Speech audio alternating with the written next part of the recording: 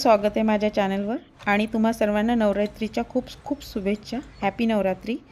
आता मी बनवते फराळाचाच पदार्थ आहे, झटपट बनणार आहे। एक पदार्थ असा आहे की तुम्ही महिनाभर ठेवू शकता। छान टेस्टी पण आहे, हेल्दी पण आहे। तुमच्यासाठी खूप हेल्दी आहे की एचबी वाढून जाईल, सगळं छान वाटेल आणि दिवसभर स्टॅमिना राहू शकतो। जो मीठ नाही खात त्याच्यासाठी हा पदार्थ खास। आणि दुसराही पण आहे तो मीठ खाणाऱ्यांसाठी। तर बघा आता मी 200 ग्रॅम खजूर घेतले, सीडलेस नाही घेतले, सीड काढून टाकले आधी। आणि तुमच्याकडे सीडलेस असेल तर फारच छान आहे। तर त्याला मी शेकून घेतलं हलकंसं, 1 चमचा तूप टाकून। आणि आता त्याच्यामध्ये थोडे काजू घेतले, तुम्हाला नाही घ्यायचे नका घेऊ, चालेल। तर 25 ग्रॅमच काजू वापरले, 2-3 त्याच्यात बदाम पण टाकून दिलेले आहे। तर याला हलकं शेकून घेते आहे। आणि आता मी काजू, बदाम आणि खजूर हे सगळं मिक्सरमधनं क्रश करून घेते। एकदम छान गार केला आधी, डायरेक्ट मिक्सरमध्ये नाही टाकलं। बघा छान असं झालं आहे। काजू वगैरे एवढे जास्त नाही, बारीक नाही होऊ दिलेले आहे। हां, आता मी शेकलेले शेंगदाणे घेतले, ते 100 ग्रॅम सालं काढून घेतलेले आहे। त्याला कचरेच असे हे समजा ना की मी जास्त त्याला हे नाही केले, अर्धे अर्धे करून ठेवलेले आहे, अख्खे पण नाही आहे ते। आता त्याला व्यवस्थित त्याच्यामध्ये मिक्स करते आणि अर्धे शेंगदाणे त्याच्यातले 50 ग्रॅम असे टाकले, 50 ग्रॅम मिक्सरमधून बारीक करून घेतले, अर्धवट बारीक करून घेतलेले आहे। आता त्याचा छान गोळा करून घेते, व्यवस्थित मळून घेते त्याला पिठासारखं, छान एकजीव करते सर्व।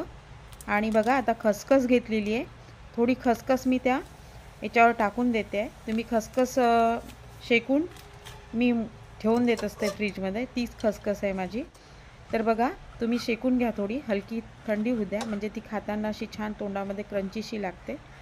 तर बघा आता त्याच्यामध्ये मी हा रोल व्यवस्थित असा लाटून घेते आहे, छान लाटून घेतला, किती छान दिसतो आहे ना, विदाऊट शुगर, विदाऊट कुठला गूळ न वापरता, एकदम छान आहे आणि हेल्दी पण आहे। याचे मी कट्स करून घेते, हे महिनाभर तर काही होणार नाही, आरामशीर राहतं।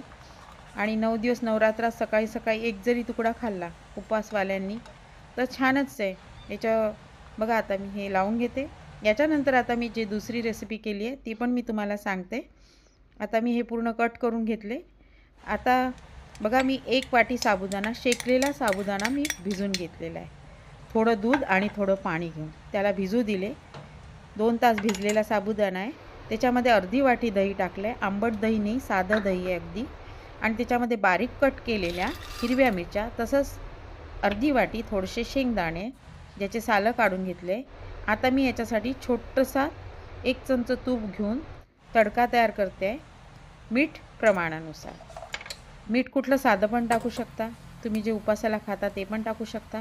आता बघा जिरे घातले आणि जिरे घालून ते मिक्स करते, व्यवस्थित मिक्स करून घेते। आणि हा दही साबुदाणा इतका टेस्टी लागतो, तुम्ही नक्की बनवा आणि मला कमेंट्स बॉक्समध्ये कमेंट्स द्या। Happy Navratri. Thank you so much.